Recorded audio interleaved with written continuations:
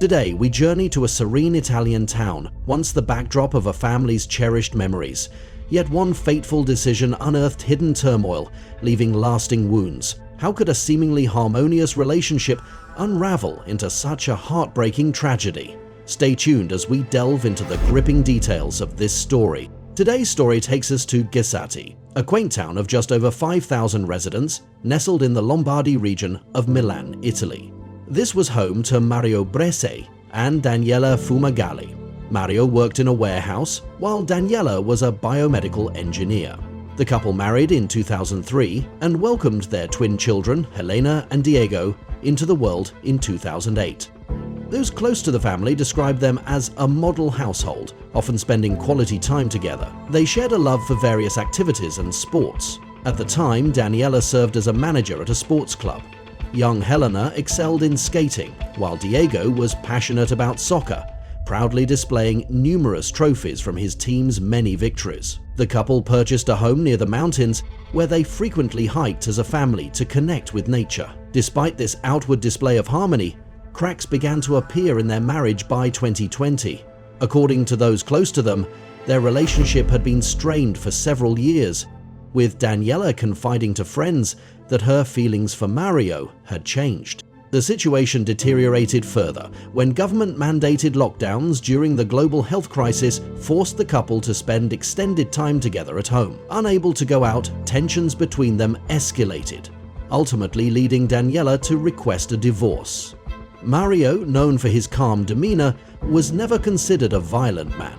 In fact, many described him as exceptionally composed. Those who knew Mario described him as a devoted father, making what unfolded all the more unimaginable. When Daniela expressed her desire for a divorce, Mario appeared agreeable, raising no objections. The couple mutually decided on joint custody of their children and an equitable division of assets. They also chose to continue living together until the divorce was finalized. Thanks to their seemingly cordial relationship, the divorce process proceeded quickly and without complications. However, Daniela had no idea that beneath Mario's calm and agreeable exterior lay a growing resentment. Quietly, he began harboring deep hatred toward Daniela, blaming her for the collapse of their family. Consumed by his anger, Mario devised a plan for revenge, one that would unfold in the most devastating way imaginable.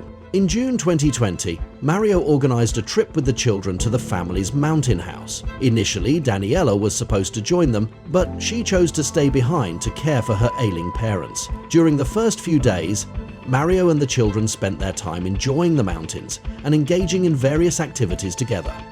Daniela stayed in touch, calling her children daily to check on them and say goodnight. On Sunday, June 26th, shortly after returning from the mountain house, the children spent some time playing in the garden before heading indoors, as reported by several neighbors. Daniela, still at her parents' home caring for them, tried to call her children that day but couldn't get through. Despite making several attempts, none of her calls were answered. Initially, she wasn't overly concerned, assuming the children were simply busy playing and enjoying themselves. The next morning, Daniela woke up to several text messages from Mario, sent at 3 in the morning, which filled her with dread. In the messages, Mario declared that she would never see the children again and that her destiny was to live alone. He also urged her to check her email, where she discovered a chilling message he had sent. The microprocessor is responsible for safekeeping the email. In the email, Mario expressed his resentment, stating that he had never truly agreed to the divorce and accusing Daniela of ruining their family. The message ended with a chilling statement. "By now, I have likely already taken my own life and the lives of our children, and it's all your fault." Overcome with desperation, Daniela immediately tried calling both her children and her ex-husband. Once again, her calls went unanswered, as all their phones were turned off. Without hesitation, Daniela rushed to the house where her ex-husband and children were staying. It was around 7 a.m. on June 27, 2020. Deep down, she clung to the hope that this was all a cruel joke, and that, upon arriving, she would find her children safe, smiling, and playing as usual. Tragically, it was not a cruel joke. When Daniela entered the house, she was met with a horrifying scene. Helena and Diego, both just 12 years old, were lifeless, on the bed once shared by Daniela and Mario. It appeared to be a deliberate, symbolic message from Mario. The bed that had represented their years together now served as the final resting place for what Daniela cherished most, a loss that could never be undone. Daniela clutched her children tightly, screaming their names in a desperate hope that they might wake up. But it was too late. Helena and Diego were gone. Her anguished cries were so heart-wrenching that they drew the attention of neighbors who hurried to the house to investigate. Upon arriving, they found Daniela in utter despair over her lifeless children and immediately contacted the authorities. When the emergency team arrived, all they could do was confirm the deaths of Helena and Diego. Despite her overwhelming grief, Daniela managed to recount the events to the police. She described how her ex-husband had taken the children to the mountain house, her repeated attempts to contact them, and the chilling messages in email Mario had sent the previous night, which she shared with the authorities. The conclusion appeared clear. Mario had taken the lives of his own children as an act of revenge against his ex-wife for the divorce. But where was Mario? He was nowhere to be found in the house or the surrounding neighborhood. Authorities quickly issued a search and arrest warrant for Mario Bresee. While many speculated that he might have crossed the border into another country, the truth was that Mario hadn't gone far. That afternoon, police discovered Mario's car parked near the Ponte di Vittoria, a location infamous for its high number of suicides. Aware of the site's reputation, Italian authorities suspected that Mario had jumped from the bridge, and their suspicions were confirmed. After a brief search, they found Mario's body at the base of the bridge. Investigations revealed that after taking his children's lives and before ending his own, Mario posted a photo on his Instagram. The picture, taken during their final outing at the mountain house, was later described by some Italian media outlets as the last selfie of a happy family.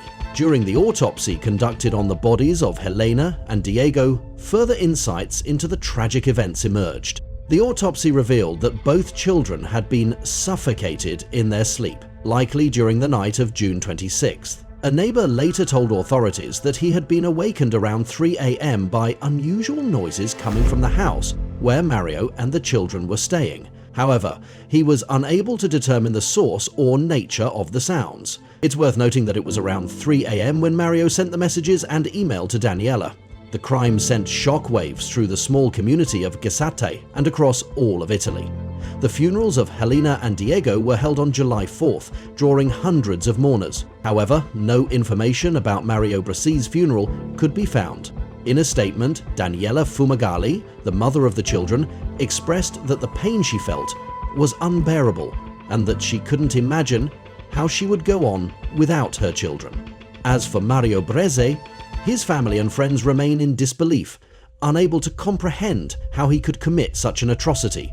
He had always been regarded as a man of good character, kind, calm, and someone who never engaged in conflicts with anyone. Even Daniela acknowledged that her ex-husband had always been an excellent father, adding that if she had ever suspected him of anything, she would never have left their children alone with him.